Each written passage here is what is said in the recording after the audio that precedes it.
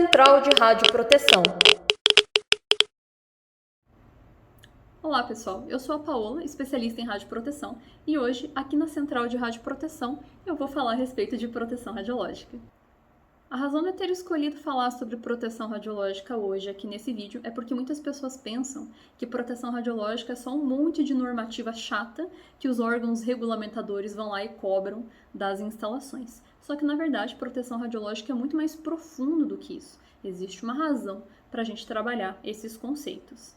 Basicamente, proteção radiológica consiste em um grupo de medidas e ações que a gente pode adotar quando a gente está em um ambiente onde se utilizam radiações ionizantes.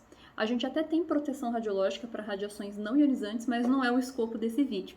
Aqui a gente está falando de radiação ionizante. E por que a gente tem que ter essas medidas de controle, essas ações de proteção?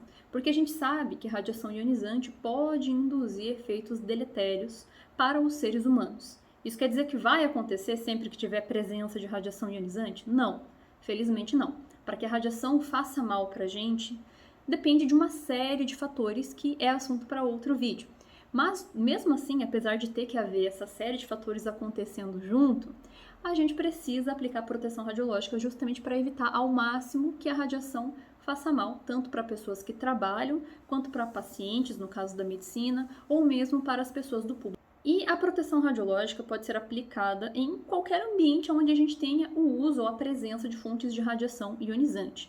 Isso pode variar desde a área de saúde, como o radiodiagnóstico, a medicina nuclear, a radioterapia, irradiação de sangue, até mesmo a área industrial, onde a gente tem irradiação de alimentos, gamografia, N aplicações para ensaios da indústria, a área de pesquisa, a área nuclear, aonde tem radiação ionizante você pode aplicar a proteção radiológica. Bom, esse canal da Central de Radioproteção é voltado para a parte da medicina, tá? Dentro da medicina a gente tem 3 grandes divisões de grupo onde a gente adota medidas de proteção radiológica e é onde há supervisão por órgãos diferentes. A gente vai ter a aplicação da radiação ionizante na medicina em radiodiagnóstico, em medicina nuclear e radioterapia. Medicina nuclear e radioterapia é em virtude dos tipos de fontes de radiação que nós temos e da intensidade dessas fontes, quem cuida é a Comissão Nacional de Energia Nuclear, que é conhecida como CENEM. Já para o radiodiagnóstico, quem cuida é a Vigilância Sanitária, que é a Visa ou Anvisa, Agência Nacional de Vigilância Sanitária, por meio do Ministério da Saúde. Quando a gente fala em radiodiagnóstico, que é justamente a área onde eu atuo como radioprotecionista, a gente está falando de equipamentos que utilizam raio-x. E o que acontece? O raio-x empregado em radiodiagnóstico é um tipo de fonte de emissão de radiação que nós não consideramos radioativa. Muitas pessoas pensam que dentro dos equipamentos de raio-x existe uma fonte radioativa, um césio, o urânio, que vai produzir a radiação empregada nos exames. Mas isso não acontece. E é justamente por isso que é a vigilância sanitária quem cuida dessas instalações. Porque o tipo de energia, o tipo de fonte, não é uma fonte que causa o que nós chamamos de contaminação radioativa, porque como não há presença de elemento químico radioativo, então não existe potencial de contaminação, apenas o potencial de exposição.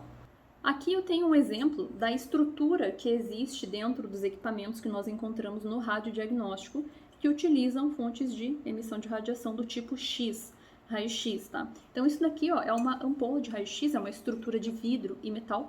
Parece uma lâmpada, como se fosse uma lâmpada, só que ao invés de emitir luz visível, a gente tem a emissão de raio-x. E o radiodiagnóstico, portanto, vai consistir em raio-x convencional, raio-x de UTI, raio-x de leito, raio-x no centro cirúrgico, arco cirúrgico, ou hemodinâmica, que a gente chama de radiologia intervencionista. A gente tem a mamografia, temos a tomografia, a própria radiologia veterinária, que também utiliza os mesmos dispositivos, também faz parte do radiodiagnóstico. A gente tem a radiologia odontológica, os raios-x intraoral, extraoral, periapical panorâmico, né? Também fazem parte do radiodiagnóstico e, portanto, são fiscalizados pela vigilância sanitária por meio de instruções normativas e de portarias e de resoluções da diretoria colegiada. Existe, portanto, um grupo de normativas que são aplicáveis ao radiodiagnóstico por meio da vigilância sanitária, que é basicamente a RDC 50, no que diz respeito à estruturação arquitetônica desses ambientes, e a RDC 611, no que diz respeito à parte de proteção radiológica, a parte de qualidade, e que inclusive incluem 2 equipamentos que não são emissores de radiação ionizante, mas como fazem parte de diagnóstico por imagem, eles acabam embutidos ali na normativa, que é a ressonância magnética e o ultrassom. Eles não emitem radiação ionizante, mas eles precisam de qualidade de imagem. Então a gente também faz isso com equipamentos emissores de radiação ionizante, por isso que eles estão juntos nessa normativa. Fazendo uma subdivisão da RDC 611, a gente tem instruções normativas correspondentes a cada equipamento aí do radiodiagnóstico, que vai de 90 até 96. E ali a gente vai ter, então, quais são os critérios que cada equipamento precisa ter. Mas a RDC 611 dá o critério geral de proteção radiológica que os ambientes do radiodiagnóstico precisam atender. Além dessas normativas, tem mais uma que se aplica para o radiodiagnóstico, que vem da Comissão Nacional de Energia Nuclear, a única desse órgão regulamentador que se aplica para essa área, que é a normativa da CENEM NN 3.01, Diretrizes Básicas de Proteção Radiológica. Lá a gente vai ter instaurado um glossário que explica quais são os termos que a gente costuma ouvir referente a essa área e, o mais importante, a tabela de dose e referência que cada indivíduo que trabalha, cada indivíduo do público pode atingir, ocupacionalmente falando, no caso dos trabalhadores, e público em termos gerais ali, razão pela qual existe uma série de protocolos de testes e medições que toda instalação precisa passar. Essas medições resultam em relatórios que devem ser apresentados para os órgãos fiscalizadores, tanto vigilância sanitária, no caso do radiodiagnóstico, e nas demais áreas para a Comissão Nacional de Energia Nuclear, que é quem faz a regulamentação. Mas pensando no radiodiagnóstico, que é o que nos interessa aqui, então é de responsabilidade da instalação de promover esses testes e essas medições, ter os relatórios que comprovam a segurança radiológica desses ambientes para apresentar para a vigilância sanitária quando ela vem fazer a inspeção ou quando ela julgar necessário e solicitar para essa instalação. Cada indivíduo dentro da instalação do radiodiagnóstico tem um papel a cumprir quando se pensa em proteção radiológica. Tanto o responsável legal, que é o proprietário, precisa deixar acessível, precisa disponibilizar todas as ferramentas necessárias para se garantir proteção radiológica do ambiente. O responsável técnico é quem responde por essas ações. Muitas vezes o responsável técnico acaba assumindo o papel de supervisor de radioproteção, que na parte do radiodiagnóstico é um pouco negligenciado atualmente. Isso é muito mais levado a sério em outras áreas onde o risco realmente é muito maior, mas no radiodiagnóstico, pela normativa, também deve haver um supervisor de radioproteção, que costuma ser o responsável técnico. E, claro, os profissionais de radiologia, os outros profissionais das equipes que são ali auxiliares também têm influência, têm o seu papel dentro da proteção radiológica, especialmente no que diz respeito ao paciente. Então, todo mundo dentro do grupo, dentro do ambiente, precisa fazer a sua parte para que a proteção radiológica do ambiente funcione de modo adequado. O grande problema da proteção radiológica no radiodiagnóstico é porque, em virtude dos níveis de exposição dessa área serem um pouco mais baixos do que comparado com outras, os possíveis efeitos que a radiação pode trazer para o corpo humano, lembrando que não é que vai fazer mal, mas se fizer, ele demora um tempo para aparecer, não é imediato. São efeitos que a gente chama de efeitos tardios. Vai ter um vídeo aqui onde eu vou falar a respeito de efeitos biológicos voltado para o radiodiagnóstico. Mas, de qualquer forma, o que eu me refiro é que, como a gente não vê acontecer nada, a gente realmente acaba negligenciando um pouco a proteção radiológica, acaba passando batido. Muitas instalações fazem proteção radiológica unicamente para cumprimento normativo, apenas para quando a vigilância vem ali para cobrar, ou para atender alguma exigência de planos de saúde, mas no dia a dia a proteção radiológica não é levada em consideração de verdade. Repetições excessivas de exames feitos sem a realização de colimação, exames feitos sem ofertar EPI para o paciente quando aplicável, quando viável, treinamentos que não são feitos com regularidade, ausência de treinamento de equipe. Então, esse tipo de situação é muito comum de a gente presenciar.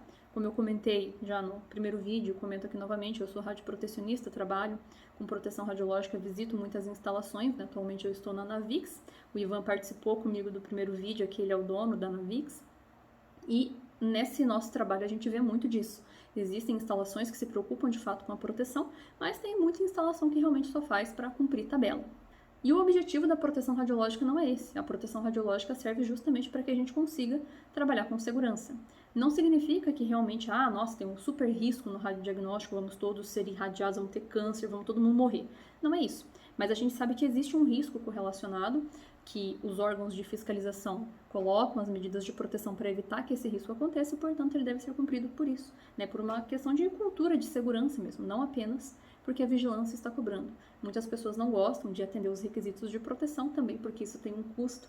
Contratar serviços de medições para fazer levantamento radiométrico, para fazer controle de qualidade, implica em custos e as pessoas não estão dispostas a pagar, sei lá, R$1.000, R$2.000 por um laudo que é só um pedaço de papel.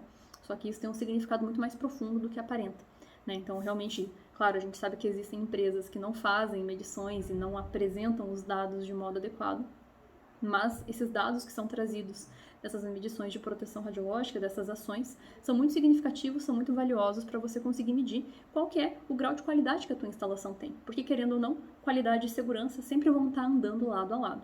E vale pontuar aqui também que, quando você tem uma instalação que trabalha com proteção radiológica, uma equipe habilitada, uma equipe que tem conscientização a respeito das suas ações frente à questão de exposição à radiação, tanto de si próprio quanto dos pacientes, a gente tem uma melhoria na questão de qualidade, até mesmo das imagens, na qualidade dos exames, a gente tem uma otimização dos processos que a instalação tem que fazer, e a gente tem também uma melhoria na questão geral de custos, porque você consegue ter uma equipe muito mais ágil, que cuida da instalação, que preserva o local e que consegue trabalhar de modo adequado. Se você que está assistindo esse vídeo precisa de algum suporte, de algum auxílio ou de alguma orientação relacionada à parte de proteção radiológica, ou se você tem alguma dúvida geral, você pode deixar aqui nos comentários, porque isso vai servir de conteúdo para que a gente produza os próximos vídeos. Eu tenho uma série de conteúdos que eu tenho intenção de publicar aqui, tem muitas perguntas que nós ouvimos com frequência de pessoas que precisam entender como funciona a proteção radiológica e não encontram informação, e nós estamos aqui para trazer essas informações para vocês. Então, não deixe de seguir a gente aqui no canal da Central de Radioproteção, por aqui, pelo Instagram, ou então pela página da Navix Gestão e Qualidade, que nós estaremos dispostos a atendê-los e solucionar todos os seus problemas relacionados à parte de proteção radiológica. Muito obrigada e até o próximo vídeo!